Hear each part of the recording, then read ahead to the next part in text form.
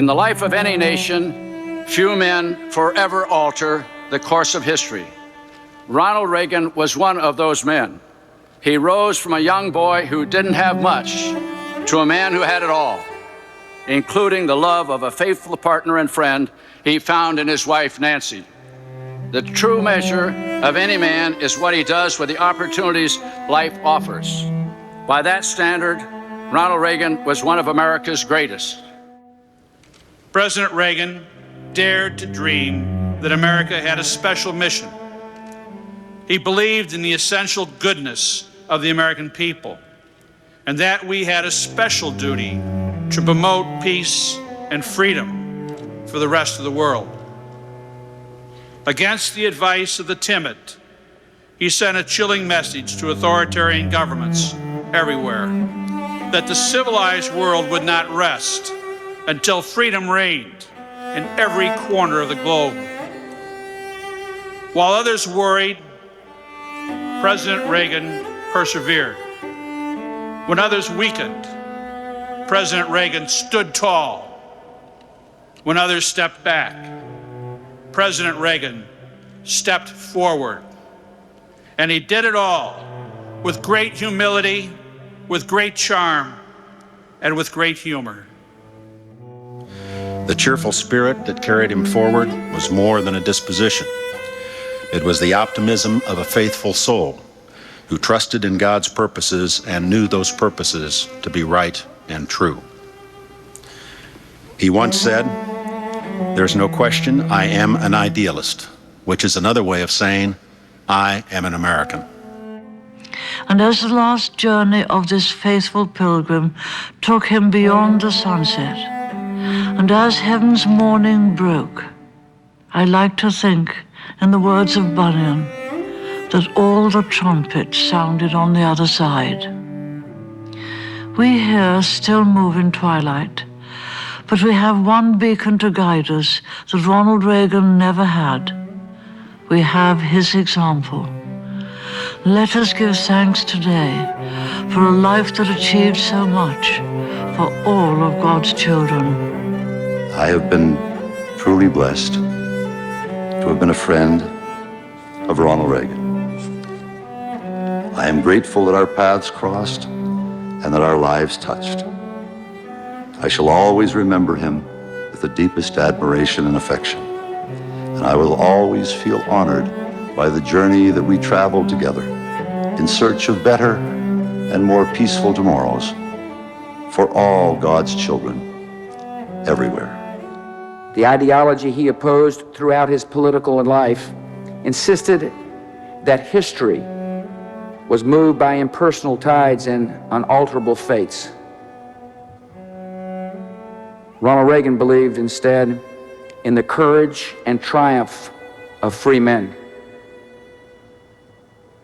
And we believe it all the more because we saw that courage in him. As he showed what a president should be, he also showed us what a man should be. Ronald Reagan carried himself, even in the most powerful office, with a decency and attention to small kindnesses that also define a good life. Why was he so admired? Why was he so beloved? He was beloved first because of what he was. Politics can be cruel, uncivil. Our friend was strong and gentle.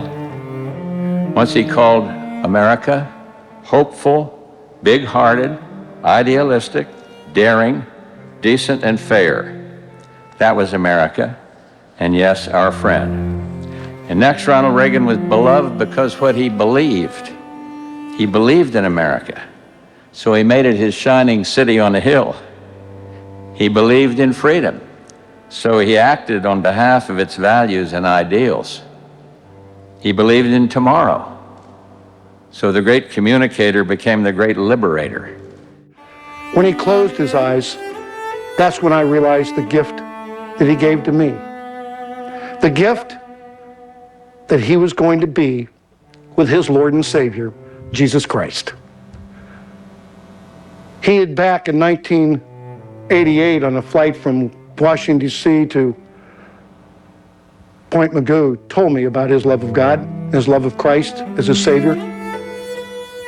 I didn't know then what it all meant, but I certainly know now.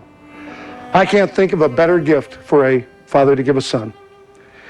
And I hope to honor my father by giving my son Cameron and my daughter Ashley that very same gift he gave to me, knowing where he is this very moment, this very day, that he is in heaven. And I can only promise my father this: Dad, when I go, I will go to heaven too. And you and I, and my sister Maureen that went before us, we will dance with the heavenly host of angels before the presence of God. My father never feared death. He never saw it as an ending. When I was a child, he took me out into a field at our ranch after one of the Malibu fires had swept through. I was very small and the field looked huge and lifeless, but he bent down and showed me how tiny new green shoots were peeking up out of the ashes just weeks after the fire had come through. You see, he said, new life always comes out of death. It looks like nothing could ever grow in this field again, but things do. And even though it sometimes seemed a mystery, we were just asked to trust that God's time was right and wise. I don't know why Alzheimer's was allowed to steal so much of my father, before releasing him into the arms of death. But I know that at his last moment, when he opened his eyes that had not opened for many, many days, and looked at my mother, he showed us that neither disease nor death can conquer love. History will record his worth as a leader. We here have long since measured his worth as a man. Honest, compassionate, graceful, brave. He was the most plainly decent man you could ever hope to meet. He used to say, a gentleman always does the kind thing. And he was a gentleman in the truest sense of the word, a gentle man. Big as he was, he never tried to make anyone feel small. Powerful as he became, he never took advantage of those who were weaker. Strength, he believed, was never more admirable than when it was applied with restraint. Shopkeeper, doorman, king or queen, it made no difference. Dad treated everyone with the same unfailing courtesy, acknowledging the innate dignity in us all.